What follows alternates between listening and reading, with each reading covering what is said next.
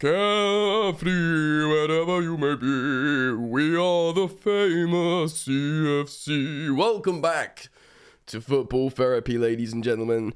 Here in the press conference room, not in the Stamford Bridge studio today, though this is a Chelsea news video. I thought, you know what, I can't get down at Fulham Road, I'm just going to quickly pop into, where's this press conference room? Somewhere near Cobham. Anyway, how you doing? Look at the new Chelsea merch. I got the polo shirt. It's very nice, isn't it? Bit moddy. But maybe do the button up, complete the look. What do you reckon, boys, girls, ladies, gentlemen? Smart? Huh? Bit too much timber down there. We're going to sort that out. I hope you're doing well. I really do hope that. So welcome back to Chelsea News, of course. Today, we're hopping into an article from The Guardian, written by a whole host of people: Fabrizio Romano, Ed Aarons, and notorious non-Chelsea fan Jacob Steinberg. Yes, talking about a bit more on Enzo, McAllister, and Mudryk. Could Chelsea really take the ruddy mick and snipe Arsenal's transfer target, Mudryk? That would just be very funny, of course. Look, okay, let's get there. You know what? We're in the press conference room. Let's get the microphones up. Come on, boys and girls, ladies and gentlemen, get them up. Chelsea are indeed back to ruin football. We are, and there's tears all over the social media timeline, and I'm here for it. There's your headline. Put the microphones down. All right, so we are going to talk about this article from these chaps today on the Guardian.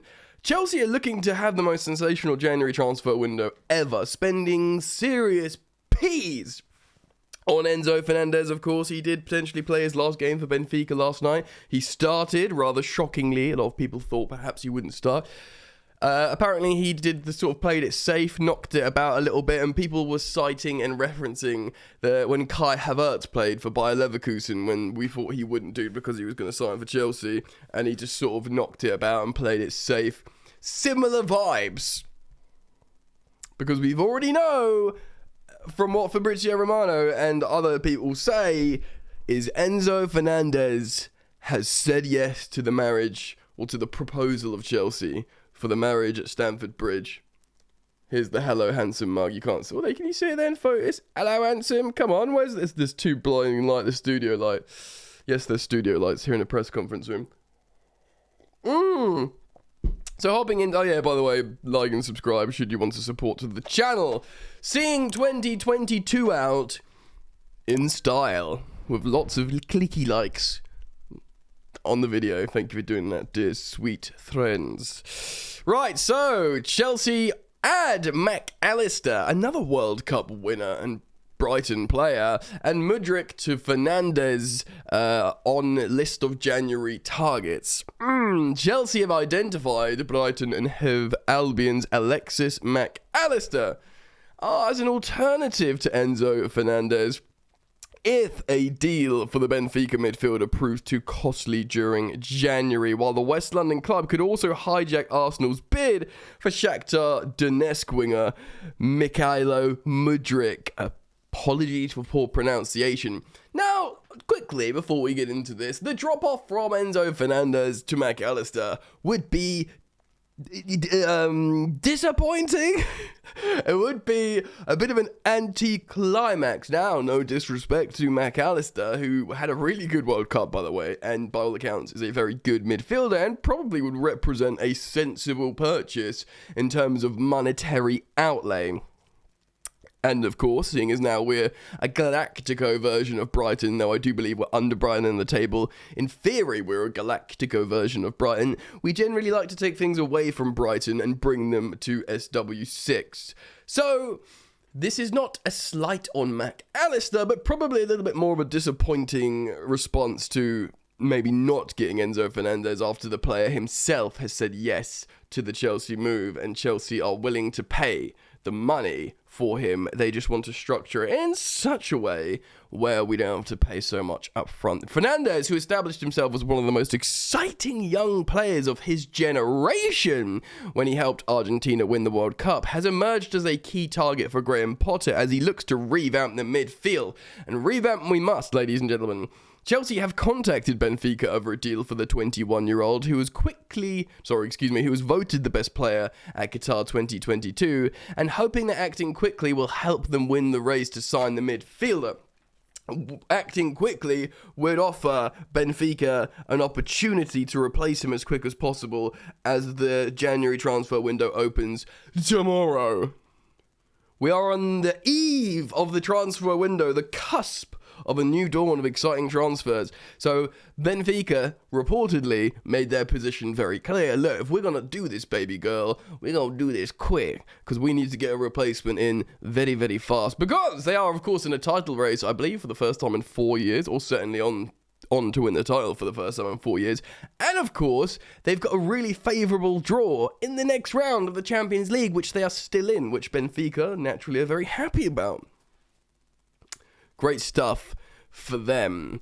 So, however, Fernandez's contract contains a £106 million release clause, and Benfica, who signed the Argentina international from River Plate for an initial €10 million, pain, last summer, do not want to lose him during January. The Portuguese club are holding out for the full fee and have told Fernandez, whose deal expires in 2027, that they will give him a significant pay rise if he stays with them to the end of the season. It is understood, though, Fernandez, drum rolls please, he wants to make the move to Stamford Bridge. We've clearly got on his ear, and come now, January, now is the time. This is your moment, because, it's now, Interesting how they're just trying to give him more money right now to stay to the end of the season. They really want to keep him. But like I said, title race, Champions League, he's their star boy, etc.,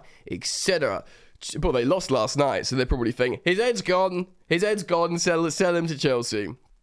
Chelsea, who are also closing a deal on the Monaco centre-back Benoit Badiashile, are reluctant to trigger Fernandez's release clause. Chelsea are hoping to convince Benfica to relent on their stance by offering a significant fee up front to secure his services. So this is essentially, look, maybe they'll say, look, we'll give you 80 million quid, and instead of the following 25 million, we'll give you 35 million, but stagger it maybe. I don't know the exact numbers. The theory is that it's fragmented and, whatever. Yeah. So, yes. If that proves impossible, then Chelsea have other possibilities in midfield. McAllister also starred for Argentina during the World Cup and could be a more affordable option than Fernandez. Yes, perhaps a less generational talent. Although the 24-year-old recently extended his contract at Brighton until 2025. It's not that long an extension. Certainly won't cost as much. Also, the Brighton fans might get to the point where they just storm Cobham. They might say, look, enough is enough. The coach, the players, the backroom staff, the head of recruitment, more players. When's it end? When's it gonna end, Robbie?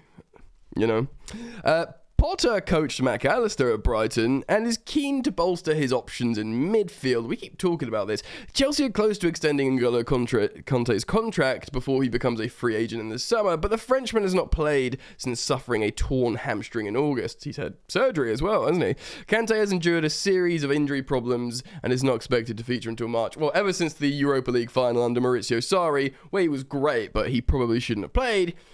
He's never been the same. Despite that amazing run to the Champions League win under Tuchel, he'd still been in and out with injury. So Jorginho is also out of contract in the summer, but there's little clarity over the Italian midfield's future at the moment. Potter has other options in midfield: Kovacic, Gallagher, Mount, Chukwuemeka, Zakaria. Many midfielders who's on loan from Juventus. Chelsea are interested in Declan Rice and Jude Bellingham, but will face heavy competition for the England duo. Also, we have to eventually ask the question, when does the money run out? Clearly, the new ownership, Todd Boehly, Benedict Barley, the Clear Lake gang, they came into Chelsea knowing that they will have a certain amount of money to throw around. They clearly know that. They've come in with their eyes open. Todd Boehly has publicly spoken at sports conferences about the fact how he knows about FFP being a thing. They know the rules. These guys are like stringent data mongers. They've got absolutely no excuse to F around here. So if they do, they're embarrassing. Midfield has been an issue for Chelsea this season under Potter, and indeed for many years, if you ask me. Talented midfielders, poorly functioning midfield. That's the way I look at Chelsea. Drive and imagination in that area. Fernandez and McAllister would both improve the side. Chelsea could revisit a deal for Fernandez in the summer if they can't sign him now, but I would be worried about that personally. I feel like if we couldn't get over the line in January, he might go elsewhere in the summer. If you haven't seen yesterday's upload, I urge you at this point in the video to go watch it, because we looked at Enzo Fernandez stats and chef's kiss. Incredible. I could only fit the 99th percentiles metrics on the screen. If you don't know what that means, just go and watch the video and go and enjoy yourself. So, attack is another priority for the position of Chelsea. Priority position, for Chelsea, who have lost a striker, Broja, to an injury this season. They have lined up a deal for Nkuku. Yes, we know about that. He'll arrive in the summer. And of course, this is apparently, we'll go on to talk about Datro Fofana. But apparently, and here's your headline, we're also interested in Mudryk, who is of significant interest from Arsenal. So they look like Arsenal, they had wrapped up Mudryk, and they've been wanting to sign him for a long, long time. Shakhtar have already rejected a bid from Arsenal for the Ukraine winger and are holding out for £85 million. A Ukrainian winger who plays for Shakhtar, £85 million. I don't have words anymore. Also, like, Benfica really be like, what, you can't pay that, but you're going to just go and pay 85 million, or more than 85 million pounds for Mudryk?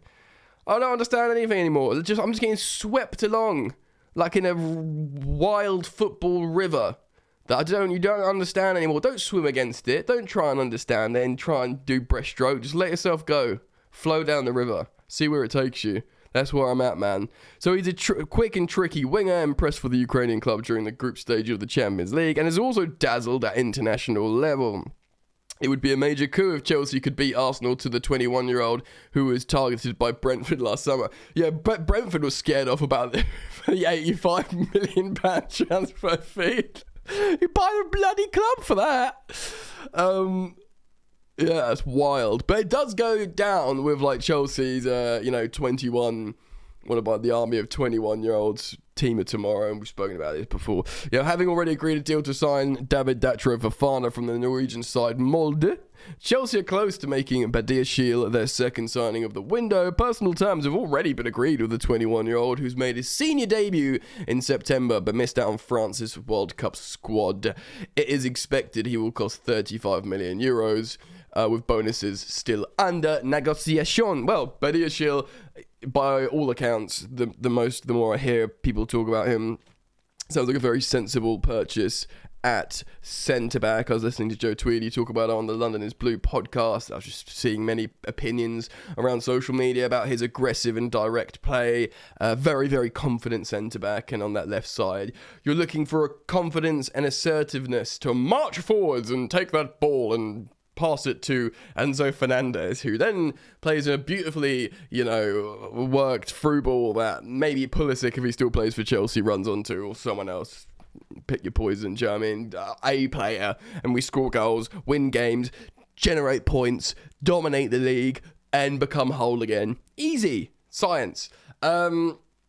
Wild, man. Look, the transfer window opens tomorrow, so it's going to start popping off very, very soon. We're going to keep a close eye on it. If a big story breaks, I'll of course react as quick as possible here on the channel, so make sure you turn the notifications bell on when you subscribe.